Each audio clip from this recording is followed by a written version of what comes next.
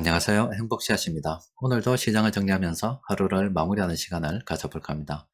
오늘 우리 시장은 코스피도 코스닥도 하락 마감했습니다. 코스피는 0.73%, 코스닥은 1.91% 하락 마감했습니다. 시장 수급도 어제와 똑같습니다.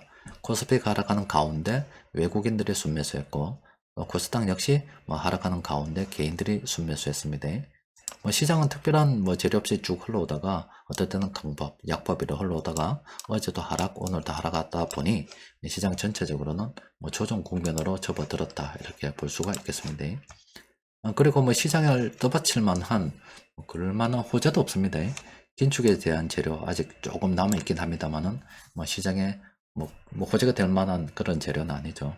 또 경기와 관련된 재료 있긴 합니다만은 그렇게 또 좋은 재료들은 아닙니다. 또 미국과 중국 갈등 이런 것도 시장에 좋은 재료도 아니고, 또 전쟁에 관한 재료도 시장에 좋은 재료가 아닙니다. 마땅한 호재거리를 찾기 힘든 그런 상황입니다. 이거는 우리만 그런 게 아니라 시장에서 큰돈 굴리는 세력들도 똑같습니다. 그래서 여러분들께 향후 지금 경기가 좀 돌아서기까지 시간이 많이 걸릴 거잖아요. 그 달러가 갈 곳을 잃었다, 방향을 잃었다라고 말씀드렸고, 결국 그런 돈들은 이 자산시장으로 흘러들어온다라고 보시면 됩니다. 돈이라고 하는 게 한국은행에서 찍은 돈, 그리고 빚내서 있는 돈, 요거 이외에다가 또 하나 더 있는 게 뭐냐면 바로 이 유통속도라고 하는 이 회전입니다. 회전. 그럼 이게 전체적인 이게 돈의 양이라고 이래 보면, 이래 돈의 양이라고 보면은 지금은 전 세계가 이 돈을 많이 풀 수 있었던 게 이 회전이 자꾸 줄었습니다. 유통 속도가 많이 줄었다고, 예전에 비해서. 근데 경기가 나중에 좋아지게 되면은 이미 지금 양분은 많이 뿌려져 있죠. 돈이 많이 풀리는 상황에서 이 회전이 늘어나게 되면은 전체 돈은 엄청나게 뻥튀기게 되면서 늘어나게 되겠죠. 1회전 되고 2회전 되고, 회전수가 예전보다 통화 유통 속도가 2배 빨라지면 돈의 양이 2배 늘어난다고요. 또 경기가 좋아서 돈이 회전해, 사람들이 돈도 쓰고 소비를 많이 해서 회전이 더 돼서 예전보다 통화 유통 속도가 3배 빨라지면 전체적인 돈은 또 3배로 늘어난다고요. 나중에 향후 경기가 좋아져서 경제가 잘 돌아가게 되면 이 돈은 기하급수적으로 늘어납니다. 이게 어떻게 도는가에 따라서 그 시장에 돈이 어느 정도 있는가가 결정되는데, 그래서 그동안 이 정부에서 코로나 때 돈을 쭉 풀 때 이렇게 올랐잖아요. 근데 이거는 옳은 것도 아닙니다. 이건 옳은 것도 아니고, 회전이, 돈이, 그러니까 경기가 잘 돌아가서 사람들이 막 좋다고 하면 돈도 많이 벌어서 다 잘 살고 하면 돈의 회전이 점점 더 빨라져서 예전보다는 더 가파르게 오른다고, 이런 식으로 오릅니다. 빠르게 오르기도 하고, 나중에는 이렇게 급등으로 올라갑니다. 그렇기 때문에 돈의 회전이 그동안 저성장 국면이라고 해서 좋지 않았기 때문에 이렇게 돈을 갖다가 세계 각국 많이 풀었습니다. 많이 풀었는데 이제 점점 기술 발전으로 일자리가 이제 많이 사라지기도 하겠지만은, 사람들이, 기업들이 월급도 높아지고 돈도 더 많이 벌게 되면 또 소비가 늘어나서 또 다른 일자리가 생기고 하겠죠.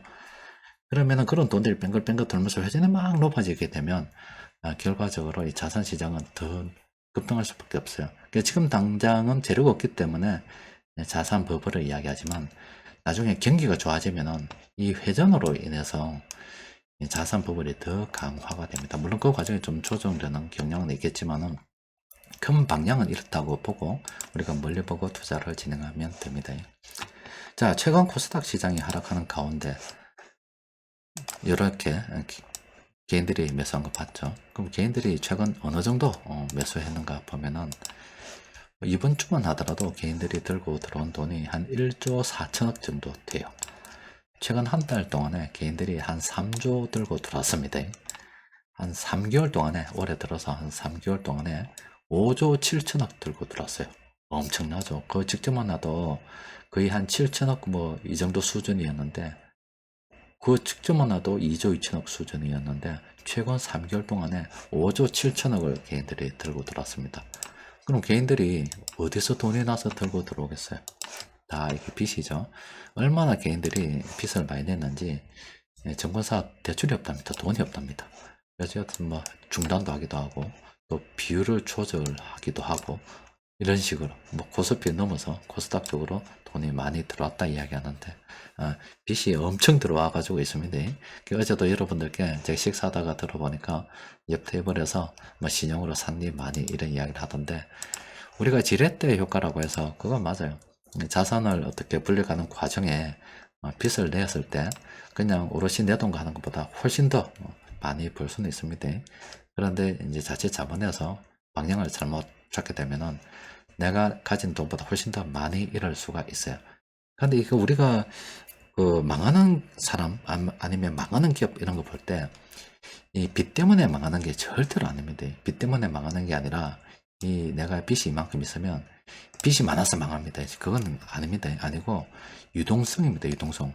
내가 필요할 때 현금을 쓸 수 있는가 없는가, 이게 중요한 겁니다. 그래서 여러분들께 뭐 부동산은 어느 정도 가지고 있고 주식을 가지고 있고 뭐 현금 보유 비중 뭐 이렇게 이야기하는데, 이 현금을 가지고 있는 이게 유동성이라고 하는 거거든요. 그래서 사람들이 착각하는데, 내가 이 현금 유동성을 잘 이렇게 유지를 하고 있다는 것은 뭐 당장 살아가는데 여러 가지도 있겠지만, 내가 막상 필요할 때 돈을 쓸 때 현금이 없다, 유동성이 확보가 안 된다 그러면은 이 자산을 팔아야 됩니다. 주식도 팔아야 되고 뭐 부동산도 이렇게 팔아야 돼요. 팔아서 유동성을 만들어야 되는데, 내가 급하게 팔면 제값을 받지 못해요. 또 그리고 또 내가 팔고 싶어도 수요와 공급이 맞지 않으면 못 팔 때도 있습니다. 그래서 정말로 내가 보유한 자산을 제값을 받지 못하고 헐값에 떠넘겨야 될 수도 있습니다. 그래서 그 유동성 관리가 굉장히 중요합니다. 근데 이 주식 시장이라는 것은 여러분들이 뭐 많이 해보셨죠? 해보셨는데, 내가 필요할 때 그때마다 곧바로 현금화 시킬 수 있는가? 절대 그렇지 않습니다. 내가 현금화를 좀 시켜야 되는데 때마침 마이너스 중이라서, 팔면은 다 손해 중이라서 참 이 현금화 시키기 어렵다 이 말이죠. 뭐 부동산 같은 경우는 그래도 뭐 주식은 팔 수야 있지만은 부동산은 더 현금화 시키기가 어렵죠. 그래서 이 신용으로 이렇게 투자를 하는 것도 물론 뭐 레버리지 효과라고 해서 참 좋긴 합니다만은, 유동성 관리를 잘 못해서 몰빵을 해 들어가 가지고 시장이 급락했을 때 반대 매매라도 나오게 되면은 그냥 빚쟁이로 그냥 내몰리게 됩니다. 그렇기 때문에 여러분들은 절대 신용 투자하면 안 돼요. 그냥 자기 있는 돈 가지고 투자를 하는 게 가장 좋습니다. 그리고 살면서 반드시 신경 써야 되는 부분이 바로 이 유동성 관리라는 거 잊으시면 안 됩니다. 기업이든 사람이든 유동성 없으면, 유동성이 딸리면 망합니다. 그리고 여러분들이 그런 측면에서 우리가 투자를 할 때는 반드시 현금 흐름표를 챙겨봐야 됩니다. 뭐 대차, 대조표, 손익계산서 뭐 많이 있지만은 그보다 더 중요한 게 현금 흐름입니다.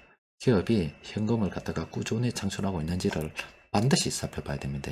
그래서 뭐 이미 뭐 다들 알고 계시겠지만 모르시는 분들도 뭐 계실 수도 있기 때문에 이 동영상 끝에 하나 올려드릴게요. 자, 지금 뭐 이번 주 이렇게 좀 조정을 지금 받고 있는 그런 국면인데, 외국인들은 계속 물량을 매집해 가고 있습니다. 우리도 이를 멀리 보고 외국인들이 사고 있는 쪽 가지고 들어가 봐야 되겠죠. 근데 하나 조심하라고 말씀드렸죠. 이쪽 조심하라고 오전 시황을 통해서도 말씀드렸죠. 예전에 제가 여러분들께 말씀드렸잖아요. 이 돈이라고 하는 게 이렇게 한국은행에서 찍어낸 돈 이런 식으로 해서 뭐 부채로 이렇게 늘어난 돈, 이게 다 돈이고, 이것만 돈이 아니라 여기서 하나 더 더하기가 됩니다. 바로 이 통화 유통 속도라는 게 있습니다. 그동안 우리가 돈을 많이 찍어내서 뭐 저성장 국면에 돈을 더 찍어도 된다고 했던 이유는, 이 오랜 기간 동안 2008년도 미국발 금융위기 이후에 세계가 정말로 무역이 거의 한 침체됐다고 보시면 한 10년 정도 침체가 됐는데, 전 세계가 돈의 회전이 점점 이렇게 떨어졌어요. 그러면 돈의 회전이 떨어진단 말은 돈이 줄어든다는 거거든요. 그걸 이렇게 돈 풀어서 채워 넣어놨다고요. 그러다가 이 코로나 때 또 돈의 회전이 더 떨어지니까 이 돈을 갖다가 더 늘려서 또 채워놨죠. 그런데 나중에 경기가 좋아지고 소비가 늘어나게 된다는 것은 이 돈의 회전이 늘어난다는 겁니다. 그 돈의 회전이 늘어나게 되면은 돈은 엄청나게 기하급수적으로 불어나게 됩니다.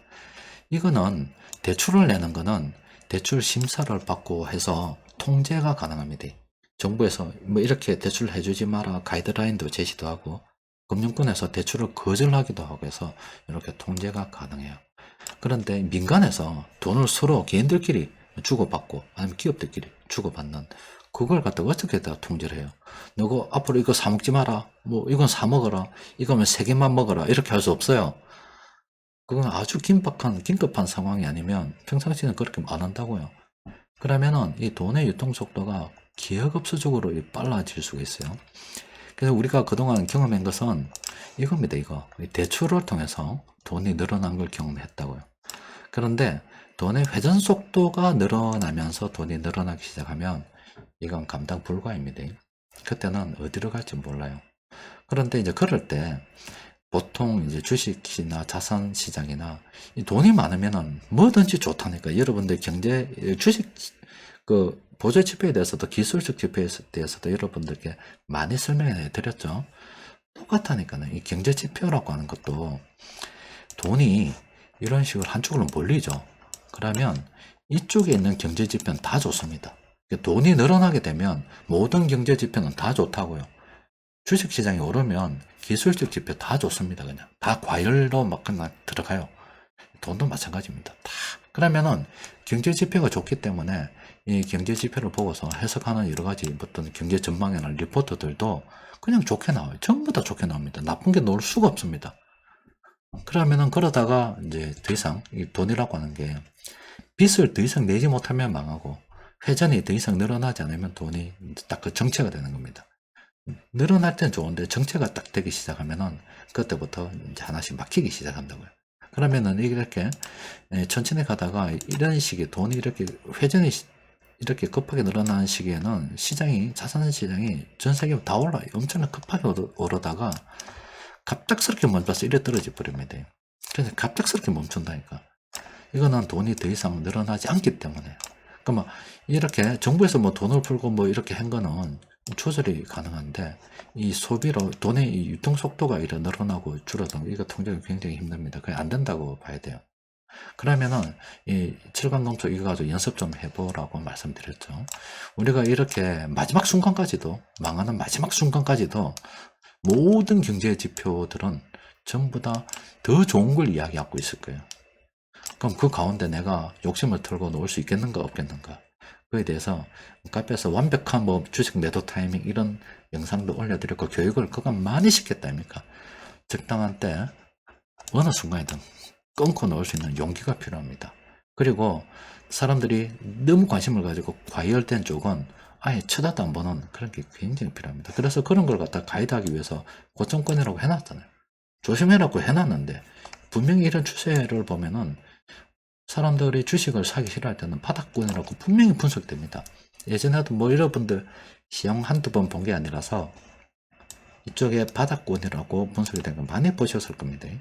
그리고 우리 시장 한 3천 뭐 이렇게 갈 때도 뭐 많은 업종들이 또 고점권이라고 이렇게 분석된 거 보셨을 거예요.